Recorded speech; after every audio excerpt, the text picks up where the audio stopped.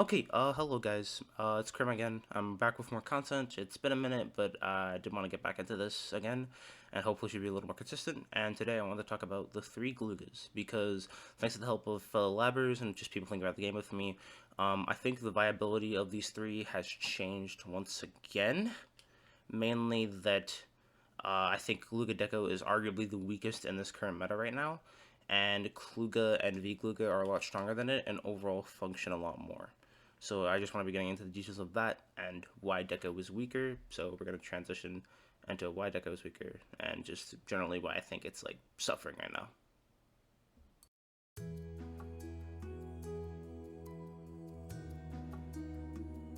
Okay, so Glooga Deco generally can't break armor as easily as V-Glooga and K-Glooga can. V-Glooga has Ink Mine to break armor with the 35 and 45 damage hitboxes, and overall contributes to chip damage with the low to break armors, and Glooga has Fizzy, which also really does that well for it.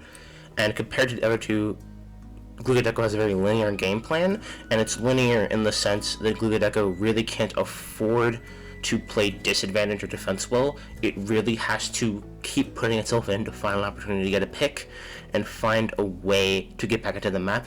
It can't really sit back and bait and punish like V-Glooga can, and it can't just busy spam and contribute to overall paint and get a special to get back in like K-Glooga easily can with armor. And while yes, you do have Baller to get in, Baller can sometimes be not so dependable on how easy it breaks, and it can be a great distraction, but you can't always... Well, no, I'm not gonna say you can't always rely on Baller. It's more so that it's not as consistent as the options V-Glooga and K-Glooga have in terms of tools. And also, Glooga Deco, unlike V-Glooga and K-Glooga, is competing with other frontline aggros, especially with K52. Now, with K52, really, I would say that the only advantages that Glooga Deco has over it is a higher effective range and thus a bigger threat bubble because of the roll distance and just the range Glooga has as a weapon, and it has more mobility and distance that it can cover thanks to rolls.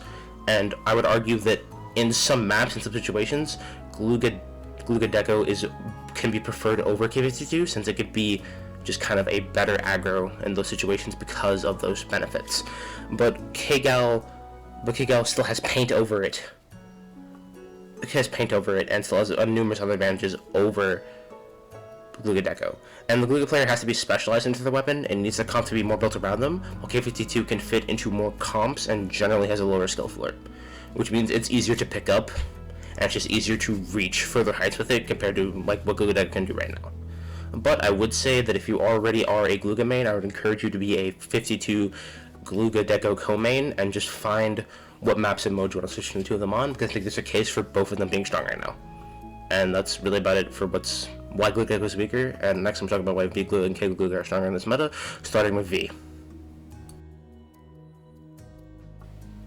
Okay, so the entire deal with V-Glooga is that it's currently strong in this meta right now, since, first of all, it has mines for armor breaks and overall chip damage, and on top of having damage combos, like you have the 45 that box to combo into your damage, especially if you wear a main, at least the main of MPU, you can move up to a main and 2 subs, but if you wear that, it boosts your damage past the normal 52.5 and up to 55.6 and beyond, which really helps you just confirm kills with mines and makes it a confirmed roll shot into mine, just a guaranteed one hit, which is super helpful.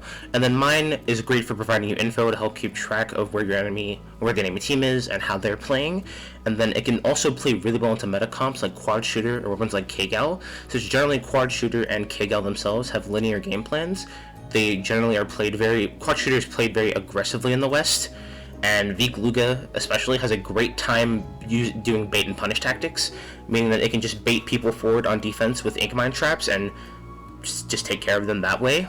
And especially with weapons like K-Gal, weapons that are going to push up and be very linear in their aggression, you can use it to your advantage and bait them into mines or areas of the map they wouldn't want to play around that have mines in them, so that way you can bait and punish them for getting too horny and overextending, which is such a good thing to do in this meta. It really helps. And unlike Glooga Deco, it can actually play disadvantage and defense. Glooga Deco, as I said earlier, has to really play for picks to get back in.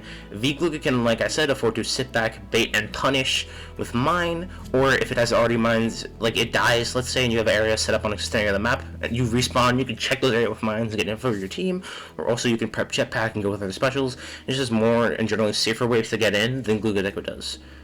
And like I said earlier, you have bait and punish with mines, you have check areas, and then you also have, you can mine areas of the map you want to keep and then jetpack from those areas to force, since people are going to want to push a jetpack, you can force them into your jetpack with the mines, so that way they're not only taking damage from the mines, but they're also taking damage from jetpack indirects and directs.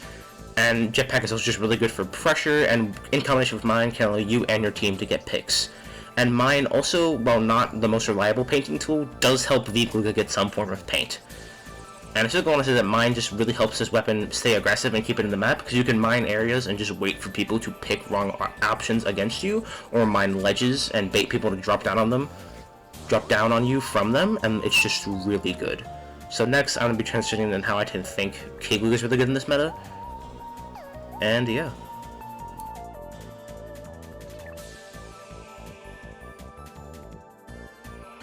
Okay, so like Glooga, Glooga can actually afford to play disadvantage, and it's not forced to feed or wait to be let back into the map again. And it can fizzy spam to generate paint and pressure along with the rest of its team, and it has its own special on armor to help its team get back in the map. I'm sure, as we all know, you can pop armor in disadvantage to help win fights and get back into advantage. And then unlike Glooga Deco, it has armor break options with fizzy, it has damage combos in fizzy, and then an uncharged fizzy, which does 50 damage, and to a roll is a guaranteed kill. And you also have chip damage from Fizzy on top of the paint that Fizzy generates, and Fizzy tends to generate a lot of paint, which is super good and super strong.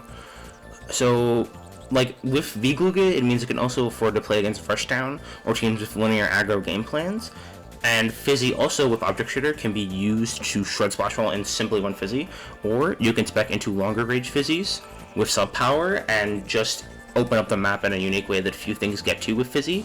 The only thing comparable is K-Luna and the 5K strat that Asher developed, and Glooga can kind of spec into that with long range Fizzy and start to do something similar to that with ODE and double fizz, and it just can be really strong with sub power ODE double fizzy and just generate a lot of pain and pressure, more armors, and just overall give its team more chance to get back to the map and play disadvantage better than Glooga Deco basically ever could. And basically what I want to summarize with these talking points is that Glooga and Glooga are stronger in this meta than Glooga Deco is. And while Glooga Deco isn't bad per se, it's way too linear right now and less flexible than the other two Gloogas. And that means it can't play to disadvantage or defense well as Glooga and Glooga can. And especially in the meta we're in right now, being able to be flexible and move state of the game is super important, as a lot of the top tier weapons right now, like Splash, 52, Jet Sculpture, are all praised for their ability to be flexible in any player's hands and just be like super easy and comfy to pick up.